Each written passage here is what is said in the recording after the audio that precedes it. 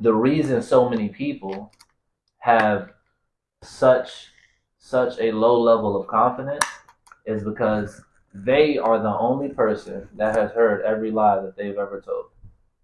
Mm. Right? Every lie they've ever told, they're the only person that knows it.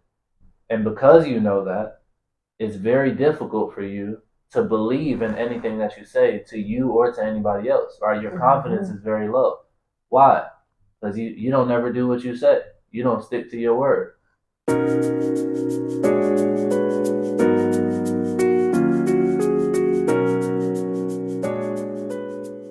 Hello, everyone. Welcome back to the Zamots podcast, where we focus on faith, family, fitness, finances, and friendships. Today I'm going to be reading from Matthew chapter 7, verse 3. All right? It reads, It got on my nerves before we started. Okay. Why do you look at the speck of sawdust in your brother's eye and pay no attention to the plank in your own eye? How can you say to your brother, let me take the speck out of your eye, when all the time there is a plank in your own eye? You hypocrite. First take the plank out of your own eye, and then you will see clearly to remove the speck from your brother's eye. Amen.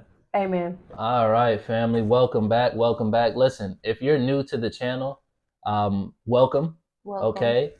If you're not, welcome back. Welcome back. Exactly. We start all of our podcasts off by answering some questions from different card games that we have. So today we're going to be reading from a card game called Let's Get Deep.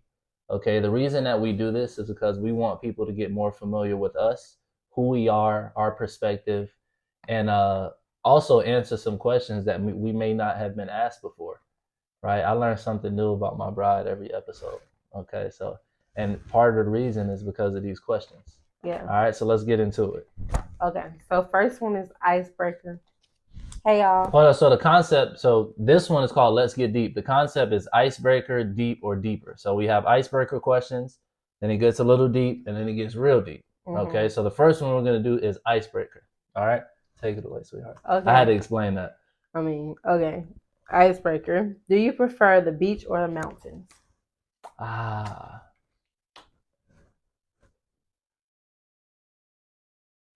That's tough. You've never been to the mountains, right? I have. Like the actual mountains. What do you mean? Like not a cabin that's surrounded by just like in the mountains?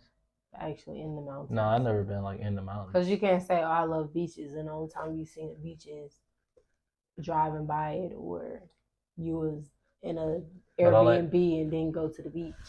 No, I like the scenery of like mountains, but I've never been on a mountain. So, so I guess I have to say, when we go to Tennessee, that will be actual mountain because you can hike, you can like be on the mountain.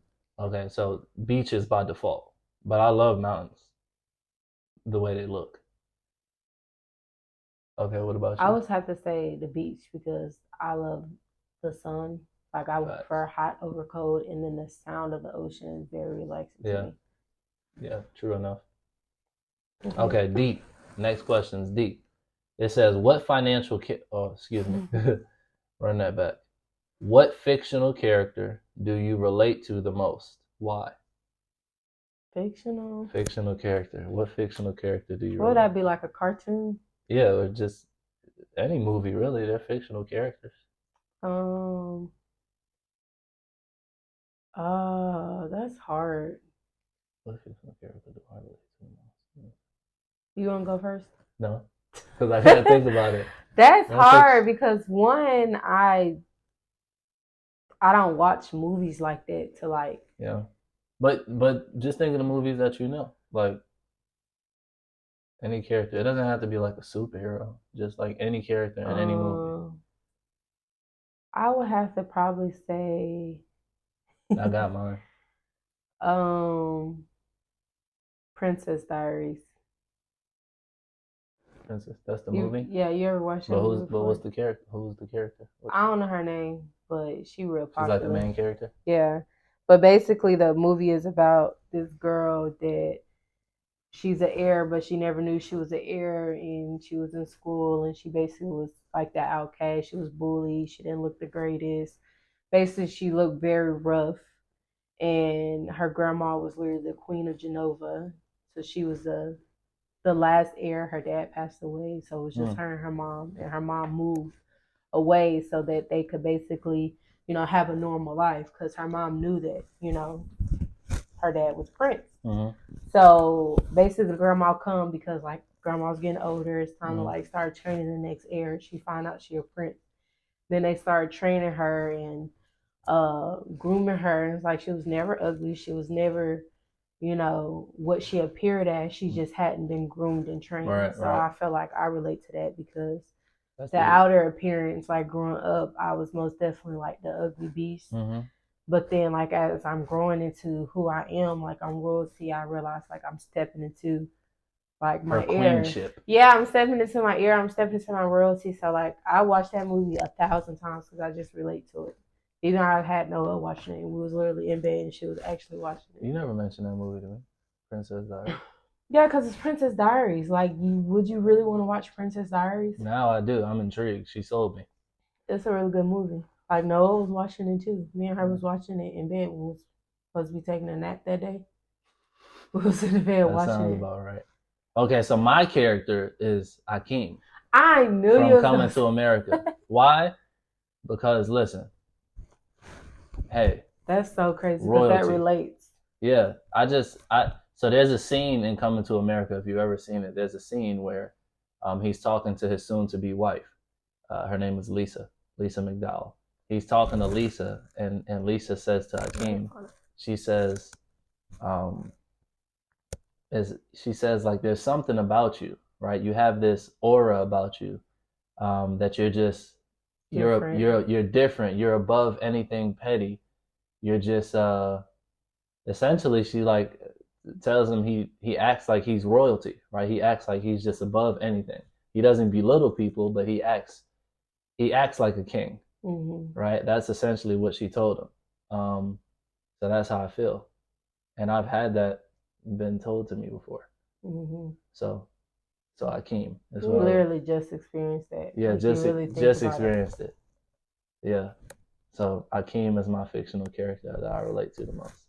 Yeah, and he was so humble in both characters. Like she was, she was humble too. And Anne Hathaway is the character that she was talking about from Princess Diaries. Anne Hathaway. Mm-hmm. All right, last one is deeper. Go ahead, sweetheart. Okay, so what was your first impression of my family? My first impression of your family.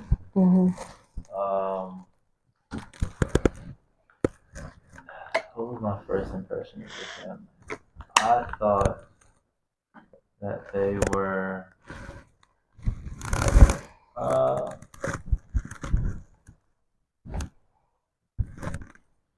different from what I'm used to. Yeah, how long? Yeah. Like Shania was very reserved. So was Trayvon. Your dad just seemed like he was very. He seemed. He seemed very. I don't even know what's the words to use. He's him. Yeah, just him. He's just unique. You know, you know, he wanted to connect with me. He was cool. Yeah. And then your stepmother was. Her energy was off. I ain't gonna hold you from the beginning. Yeah. So that's my first impression of your family. I think for you, she came off as very excited because she didn't like my ex. Yeah, she was. So she was very just like, she was very fond of you. Yeah, she was. But I kind of like, I saw through it in a way. Yeah. I didn't feel like it was authentic. Yeah. That's just how I felt. I could have been wrong, but that's how I felt. Yeah. Now, her excitement may have been real. Her excitement may have been real. I think that was real. That was real. Her excitement may have been real, but in terms of like I felt her energy as a person. That's what it was. Yeah. I don't know if I ever told you that, but I thought I told you like in the beginning. Like, yeah, her energy kind of off. Yeah, you never told me that. Okay, well, now you know. Yeah. Okay. But your dad was cool from the jump. He was excited to interested. have any type of like older Yeah, son figure that he could like mentor or talk to, or just especially the fact that you like sports, like that was a big thing for him yeah. because my ex did like he wasn't into sports like that. So like the conversation would be like, yeah, oh, okay, Oh, okay, cool. yeah, Yeah, it was funny. hilarious. Okay, you gotta ask me now. Okay, so the question is, what was your first impression of my family? Okay, so since we're doing like the household, cause you did the name, Yeah, household. Your mom most definitely like loving, Yeah. super exciting, welcoming. Your grandma the exact same way, like Letha was the exact same way. Your sister was standoffish. Mm-hmm. She was looking at me, but I also was looking at her too. Mm-hmm. So she was reserved at first, but That's accurate. It's me. So she like, I felt like she warmed up to me quicker than she wanted to. Like sometimes she would like be full out talking to me like we had known each other for years, but then it's like in her brain it would click like oh, I don't really know. I don't really know her like that, and I don't know if she got to stick around for real or whatever. Right. So she would like draw, like pull, like be pulled, drawn in, and then pull back. Yeah. But then the way that I am is like naturally she didn't have a choice but to just like love me. Right. Your aunts, I really met everybody at the same time. Well, they was in the household, like everybody. I literally met like everyone at one time because it was Thanksgiving and Christmas time. Sally, she was freaking hilarious. Like, like welcoming. She was hilarious, but she was dropping little subliminals, and I was catching them and throwing them right back. Your uncle, hilarious and out of pocket. He's a clown. Yeah. Everybody was definitely out of pocket. Yeah, everybody was like welcoming, loving, and like genuine. I felt they knew like the fact that I was around, that you brought me around. Like I'm not just some like hussy that you bring it around. Right. Like it was the real deal. So I think that they had like that level of respect to you to know that like you're not just bringing everybody home. Like yeah, let's make that clear. I never brought any women to see my family. Yeah, so really when I came in the picture, they knew what was up, and of course, like a couple of them dropped a little but I handled my own, so it wasn't really too much of an issue. It was just them being protective over you. Yeah. So I'm like, you ain't got to worry about me. You ain't got to worry about him. Yeah. Worry about yourself. But it was all love. That's family though. Like, oh, if we talk, you know how your family is. They talk junk. So it's like, oh, if we talk junk to her, say something, what's she gonna say back? I got a smart mouth, just like you got a smart mouth. Yeah, exactly. So don't nothing at me that you can't. Yeah, you can't catch back up. So it was perfect, like literally blended. Like I said, that's my family for real. Like they fool with me more than they fool with you. That's a fact. No, that's a fact. She definitely keep up with some of my family more than they keep up with me. That's a fact. Yeah. Okay, we just don't know her. Yeah, we can. No matter. Okay. We can answer another question and flow into the conversation. Okay, so we're gonna do one more deeper and one more deep. Okay, so we do one of each. So I'm gonna read deeper. It says, "What's the biggest turn off in a partner? Why?" Lying, cause don't lie to me. That was quick. That's like top tier. Don't lie to me. Because if you lie to me, play in my face, I'm gonna play with you. Okay. What's yours? The biggest turn off in a partner? Well, I gotta think for a few seconds. Jeez. But if it's a turn off, it's something that like if I was to do you like, ugh. Like if you was cause you a little liar, cause you be telling little lies. I'm not a little liar. I may tell little lies here and there, but that makes you a little liar. No, don't label me. I'm not a liar. I'm not a liar. It's jokes. It's not even lies. It's a joke. You go back to our last episode. We had this discussion. All right, it's a little. And we're gonna continue to have this discussion because I think it's just a male thing that y'all just like to lie to play. Because a lie is like a lie is a lie. Okay, no problem. Big problem. No problem. Don't call me a little liar. What's the biggest turn off in a partner? Why? I would say not being able to trust them. Mhm. So I guess lying plays a part in that. Yeah. Yeah. If I can't trust you, it's a wrap. Yeah. Yeah, it's a wrap. That's just a person in general, Mhm. but especially in a partner. Okay, last one. We're gonna do deep. What's a bad habit you have? A bad habit I have. Uh huh. Um, what my wife tells me that I do, which is when somebody comes to me with a problem, I try to fix the problem as opposed to just being a listening ear. But let me explain myself. I don't want to just be a listening ear. Okay, if you come to me with a problem, I'm assuming that you want help with the problem. That's what most people would do if they want to talk about a problem. They don't just want to talk about it. But turns out that most people just want to talk about the problem. They don't want to fix it. Yeah. So that's a bad habit that I have. Don't come to me with a problem unless you want to fix. Because I ain't trying to just hear about your problem. Okay? But I love you. I love you. I mean, very much so. It's different. Like I feel like it's different if like you come to me with a problem and it's like new, it's fresh. You trying to work through it. You need to vent it out. You need to talk Right. about it. But if you keep coming to me It's a about the repetitive same problem, Yeah. the same thing over and over again, like hush. Really, it's not like over and over. It's like More than one. If like you come to me you got like two, one three time, times, and if you come to me again with that same problem the next time, then it's like, all right, whoa.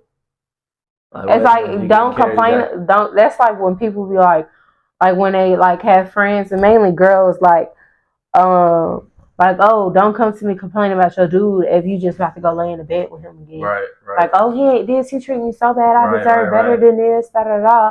But then you're as soon as he hit you, oh man I'm sorry, you right back folded. Right. Like oh well, he don't really treat me that bad, it really was me, but you was just on the phone with me for 4 hours crying your heart out. So it's just like those type of problems, or you know, somebody treating you bad or doing you wrong, and then you constantly like coming to complain to me about it. I don't want to hear it. It's you know, it was multiple people that I used to deal with that did that. Yeah. That I don't deal with no more because every time you call me, I don't want that to be the song. You can complaining about a situation that you can get out of. Like you're making a choice to stay in there, and I understand that sometimes it takes a process. I understand that sometimes it's hard. I understand that sometimes there's a lot of things to go into just leaving somebody. Right. But y'all not staying together. Y'all not even in a relationship. This is a sneaky link. This is somebody that's showing you all the signs. It's like honestly, this is somebody showing you all the signs, and you just like, oh well, you know, I keep going over his house because he just, you know, he treat me right sometimes. Don't come to me complaining about it. Or you with somebody and they not catering to your love language and you want to complain about it to me. Don't complain to me about it. Complain to him about it. Like he's the only one that can change that. I can't do nothing but tell you like, girl could never be me because it could not. Like I'm gonna keep talking about it until you do better. Until you get like, no, that's something that I really want. So yeah, that came from a place. Yeah, because with females, that's like yeah, that's common. It's coming and it's coming in a way to where it's like just sit down and work on yourself. Like that's something that like you need to work on. Like you want to complain and put your problems off on your friends and put your problems off on other people, but the truth of the matter is you're putting yourself in that situation. Like repeatedly. Like me, like no one knew that I had ended my relationship. All they seen was me, you know, pop up with you. Honestly, from a lot of them outside looking in, even people. I was a sneaky link. They probably would once they see you on my page. They like, well, they obviously not a sneaky link if she putting you on the page. Like sneaky link don't get posted. Right. So like, I just popped out with you, and all they knew was, oh, she been together with such and such for that long, and like that math ain't mathing. But I'm like, I'm quiet. If I'm done fooling with you, I don't feel loved or secure. I'm done. Like when I'm done, there's no dipping back and forth. There's no one knew. I'm not about to complain to somebody about the problem if I'm still like not sure about it. Like if I'm still about to go lay in your bed, like I'm just not about to do that. I feel like that's a matter of just knowing your worth. So. All right, y'all. We done with these questions. That was our little side rant. But let's get into the pod. Rant. This is the pod. So yeah, I got something to say. I got something to say. So something had happened, right? Uh-oh. Something had happened, and really, I think I'm just in a point in life where I just examine everything and I listen to what I'm supposed to get out of the situation, or I just peep like I peep people's intentions. I peep people's like pureness towards anything concerning me or mine. So, y'all, me and him went out. Me and him went out, and um, I'm a very like observant person. Like, I watch everything. Like, even when it look like I'm just like la la la la la, like not paying attention, just in my own world. I'm actually like scoping the entire scene. So, anyways, me and him are standing, and I just see a lot of people looking like, and it's not like just look and then look away. It's like they staring, like they staring, they staring, They staring. they staring like super hurt. Okay, say it Staring. the right way. Oh, you're not saying staring? You're being funny Oh, because you know dang way. Oh, just staring. Okay, I got it. Staring. All right, we're following you. You just gonna act funny like that. No, you gonna act funny like that on this camera. Like I don't really say it like that in real life. I'm had to help the audience. But you didn't have to play like you didn't know what I was saying. They're staring. Yeah, they staring and they staring, and I'm just like, stop it. Okay. And I'm just like peeping at they're looking, and it's just like, you know how sometimes like some people be like insecure and it's like, dang, everybody, like when I walk in the room, everybody just look at me. Like that's not what I think. I don't think I walk in the room, everybody look at me. However, we did walk in the room and we're standing, and every time I look up, I'm blocking eyes with somebody. Mm-hmm. I'm looking to the side, I'm blocking eyes with somebody. Like, and I'm getting stares, and I'm just like, my husband is standing and he's getting people like looking him up and down like seductively. So yeah, yes. I told you which one. Okay. Like literally was making their way upstairs to where we was. They was supposed to be downstairs. The entire time we was downstairs. They ain't go up the stairs not one time. Not one time. Just kept walking by. But anyways, the whole thing is that like I felt the presence. Like I felt just like the like people not necessarily like being hateful in their look, but like they wanted to say something to us but didn't have the words, or thought that we probably would act some type of way, or was just giving stares as if like we were like famous or something, or like that they knew us from somewhere but they didn't want to say nothing. Like, and when I say it's not like someone's looking, like people were actually staring, like they were actually just like glazed, like looking, like not looking away or nothing. So I'm just like, I will just be peeping people vibes, and it just be like, sometimes I'll be like trying to ask God, like, can you like hold it back a little bit, because it be a lot. Like even with like family and stuff like that, sometimes it's just like their intentions don't really be pure and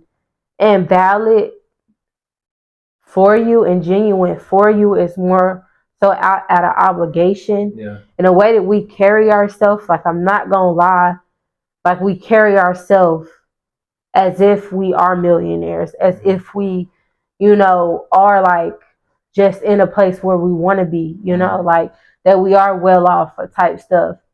That's just the way we carry ourselves, and it just goes back into like the character that we relate to, like, Coming to America and me, like the Princess Diaries, like that's very much what it is. Like people look at us and stare at us as if like we're, royalty, and it's like we do carry ourselves like that, but then in the same sense we're humble. So it's like, well, like you look one way, but you act a different way, in a good way though. Yeah. Because I've met people before where they look like money, right? In terms of their appearance, how they keep themselves up. Yeah. Maybe the outfit that they have on, the car that they step out of, they look like money. But then when you talk to them, it's like damn, you know what I mean? Your personality, your attitude is terrible, Yeah. right? You could do better. Um, so I think that in our lives, what we've experienced is the opposite, right? People may see us not the complete opposite, maybe halfway opposite, Yeah. right? People may see us and because we carry ourselves in a certain way, um, they may think that we're uppity or that we're bougie. We treat people like nothing, but it's actually it's actually not like that at all, right? We Yeah. we operate in humility, right? Or at least we try to operate in humility. Be as humble as possible. We treat people with respect. We're kind. We're Yeah. smiling. We're friendly, and it's not very common in the world, right? So it can throw a lot of people off. Not being nice is like it's It's so like, rare. It's yeah. rare. People don't get those types of interactions often, right? Like So it's like a shocker, like it's a shock. It's a shock. So our party. We went to a baby shower. Oh, I gender mean a gender reveal. reveal. Excuse Yeah. me. So we were going into the place to the gender reveal, and there was just a line of the party that we were with, right? But the first lady in the line, she was literally the first one. The first lady in the line wasn't a part of the party. So my wife, she told me, I didn't even know this. She told me afterwards. My wife went down the row and hugged everybody, right? Like, hey, like we here. So she started with the first lady who wasn't a part of the party. Yeah. She gave her a hug, and the lady hugged her. I was like, hey, I'm Deja, but the way she looked at me, she kind of gave me a look, so I'm like, okay, maybe it's just weird for me to hug you, but like that, it's just like natural to me. Strangers. It's just natural to me, like, okay, if you going to like a party or event, you hug the females, hug the dude from the side, or you just shake his hand. Yeah. So I'm like, okay, she's with like what looks like the party group, so I'm not gonna be weird and leave her out because I'm going down the line. But I didn't start from her. I started from Nasia, and went down the line. My bad. I started with her. Wait, did I? No. No. I started on the opposite end. I'm sorry. I started on the opposite end. So I started where you started because that's where we knew everybody. Yeah. And then the other people were like family, like the girl's family. So anyway, so she hugged the lady, right? She got down to the end of the line, hugged the lady, and the lady hugged her back, I guess. It was just like flow with it. And then finally, when it got to me, I didn't say hi to everybody, and then I get to the lady, and I'm like, "Hey, how you doing?" She's like, "Hi." I put my hand out. I'm John. What's your name? She's like, "Oh, I'm not with your party." I'm like, "Oh, my bad." But still, like, I'm John. What's your name? You know what I mean? I tried to shake her hand. She told me her name was Joyce. So shout out to Joyce. If you watching out here. They got a hug and a handshake. Yeah, she got a hug and a handshake from me and my bride. But anyway. It was shocking to her, though. Yeah, the point that I'm making is that's a shock, right? For somebody to still, like, realize, okay, hey, you're not a part of the party, but I'm still going to give you a hug. I'm still going to show you love. I'm still going to shake your hand, right? I'm going to give you all smiles. Because being kind to people is rare nowadays. Almost everybody has some form of attitude, right? They don't want to speak to you. When you speak to them, you say bless you. I mean, you sneeze. They don't say bless you. Yeah. They don't say excuse me. I mean, it's like the whole world is disgruntled. Just manners, like I would say, especially like in the youth today, like don't know how to say thank you. Like everything is out of obligation. Like work ethic, like being humble, like hardworking, like all those things are going out the window. Yeah. And it's just like as much technology and as much as people want to pursue, being an entrepreneur, it's not in the cards for everybody. Yeah. Like it's just not. And I'm one of those people, like I'm okay, like if I'm not this billionaire entrepreneur, as long as like my family is well off and I'm able to actually do what I want to do throughout this road, which is really travel with my family and give them different experiences. I'm good on that, whether it's coming from entrepreneurship or whether it's coming from a 9-to-5. Like, but people that work 9-to-5 are belittled. Like even with us just working in retail, you see it every single day. Like you help someone, they don't know how to say thank you because it's obligation. Oh, well, you got to work here, so like you have to help me. I don't have to do anything. You got to twist it, sweetheart. I don't have to do anything. Everything that I'm doing is out of my own self-will. Like, so the fact that it's hard for people to say thank you or for people to, like, it's a couple customers that come in there and they be like, "Thank you for being here today. Like, thank you for your service. Thank you for all your hard work." Right. And I'm like, I appreciate that. They like, appreciate you specifically. Yeah, they appreciate you because they understand. They get that energy from you. They get that energy from you, and they understand that you're doing something that they won't necessarily be able to do. That too. Like, actually, being on your feet all day and just doing physical work, some people just like don't have the mental capacity to do it, or to actually be like interact. I think the physical part isn't the hardest part. I think the actual the social interaction, the social and the that's the hardest part. That's why young people at that job don't last too young. Like, to last too young. Like, when they have to interact with customers, and it's a struggle. Mm-hmm. Like, it's really hard for them to just have a common conversation with somebody. Yeah. Even if you don't relate to them, even if you don't have too much to say to them besides "have a great day," how you doing, just simple, like, basic things. It's just like, it's like almost robotic to them, and it's like a strain. Like, you know what I think. Not to cut you off, but I mean, I did cut you off. Yeah, you did real bad, but you got something to say, so go ahead. Yeah, I'm sorry, because I don't want to lose it. Okay. Well, hold your thought. Okay, so you know what I think? I think technology and social media is great, but I think there's also a downside to it. A huge. Yeah, there's a huge downside to it, and I think that our economy is reaping the benefits of the downside more than the upside. Mm-hmm. I don't have no way to prove that statistically, but what I can say is I see the fruit, right? I see that when I'm out and about, that people have social anxiety really bad, mm-hmm. right? They don't really know how to communicate with somebody who they don't know, right? It's hard for them to start a conversation. It's hard for them to look you in your eyes and give you a handshake. Like, it's hard for them to say please, to say thank you. It's hard for them to be kind, right? And the internet, not the internet itself, right? Because the internet itself can't do anything, but mm-hmm. people on the internet, it makes them feel as if that's their life, mm-hmm. right? Their life is the internet. So they can completely be robots in the social world, but then get on the internet and be super interactive, have so many friends, mm-hmm. and put up this facade. That's why a lot of people that are like social media influencers, stuff like that, they're great behind the camera and mm-hmm. just doing everything, like whatever, vlogging or whatever it is. But then when they have to interact with people, you see people that like break down.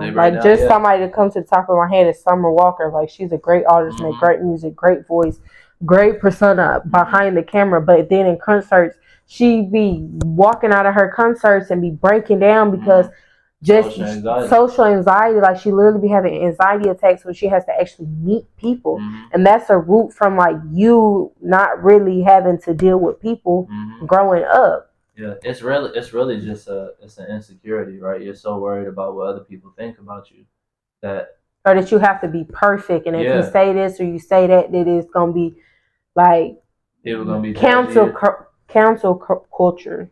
They're gonna be judging you. They're gonna be looking at you funny. Listen, people gonna judge you and look at you funny anyway, right? Regardless if you being yourself or you pretending to be somebody else, somebody's gonna be looking at you funny and judging you. Hey, do you, boo? Right? Listen, we all got to try to be ourselves, right, and maneuver in this life to the best of our ability, being who we are, right, and stay true to who we are. Yeah. And those that accept you. Those that don't, they don't, right? But to have this fear of what people think about you, and this fear of, if you're doing something right in the eyes of other people, listen. That's really the root of anxiety, right? It's just worry about whatever people think about you. Yeah. Okay, but just going back to my point that I was making. Or sometimes I feel like it's the opposite, because you said but that's my twice thought. Now. But you said hold my thought. Oh, okay, got you. So this is her thought. So this is my thought. Okay. I feel like also the flip side of that is people that are very strong-willed. Yeah. That are holding back what they want to say to somebody because they don't want to hurt their feelings. Yeah. Because sometimes that's me, like. It's like I know somebody's doing something. I know that I need to speak on the situation, mm-hmm. but the way that I need to say it, because you're so soft and because you're so fragile, mm-hmm. what I say will break you, because some people are affected by words. Like, somebody can say something to me, and I really be like, girl, bye. Girl, bye. Like, I'm not saying nothing you said. Like, oh, you ugly. Never been that. So, like, you need to put that on somebody else because I'm going to still sleep the exact same way. Like, I'm going to sleep the exact same way when I go to bed at night. Like, that's not going to affect me, but that will affect somebody else, like, you know. Who really believes they're ugly. Who really, like, has that insecurity, but, like, could carry themselves as if, like, oh, I'm pretty, like, like, give off that I'm confident, but then you make that comment and like that literally just destroys their entire demeanor. Mm-hmm. Like you hear about that with people that been bullied a lot. That I remember when I was in 5th grade. I remember when I was in 6th grade. Like it goes all the way back from when, and it follows them their whole life. Yes, and that builds up and creates a social anxiety that like, oh, if I do this, I move this way, I act like this, then somebody's gonna say this, people gonna judge me. So I feel like that goes both ways with people that are very timid and insecure, and then also with people that are very strong-willed and confident. Mm-hmm. Because a lot of times people that are confident have to like hold back what they say because they know that somebody is fragile and sensitive and insecure. So the beautiful part about confidence is it could be built. Yeah. Right? Like I didn't always have confidence. Or that's a lie. I was gonna say you always say that you've always had confidence. But I didn't always have as much confidence as I have now. Yeah. Now my confidence is not like I am special, but I'm not any more special than anybody else. The reason my confidence is built is because confidence comes from keeping the promises that you make to yourself. Mm-hmm. Right? That's where confidence comes from. Okay, so the reason so many people have such a low level of confidence is because they are the only person that has heard every lie that they've ever told. Mm. Right? Every lie they've ever told, they're the only person that knows it. And because you know that, it's very difficult for you to believe in anything that you say to you or to anybody else. Right? Your confidence is very low. Why? Because you don't never do what you say. You don't stick to your word. Right? So I had to develop that skill, right, of doing what I said I'm going to do. I don't do everything that I say I'm going to do. I try to, right? But sometimes I just don't do it. I don't execute. I'm still human, okay? But I execute on about 90%, 95% of the things that I say I'm going to do. I've never failed to do something that I put my mind to doing, never, not once in my life. Mm-hmm. Right? And that's anybody. If you think about it, you go back through the history of your life, anything that you put your mind to, that you decided that you were going to do, you've never failed to do it. Mm-hmm. Right? But some of us talk so frivolously and we just say anything and we make all these false promises. Yeah. Not just to other people, but to ourselves. We say, oh, I'm going to start working out. Right? Oh, I'm going to start eating like this. Oh, I'm going to start exercising every day. And I'm just using exercise because that's the most common thing. That's the most common one, right? New Year's resolution, I'm going to start working out every week or 3-4 times a week. Okay, 2-3 weeks go by, you working out, and then we don't hear from you again. Mm-hmm. Right? So it's just keeping the promises that you make to yourself will build your confidence. And you can start small, right? You say you're going to wake up at a certain time, wake up at that time, right? Mm-hmm. And you do it on a daily basis. And 3 months from now, 6 months from now, a year from now, your confidence is at a whole new level. That's what I had to do to build my confidence to where it is today. I've always had it, but not at the level that it's at right now. Yeah. And it's still building. So be careful. Watch out.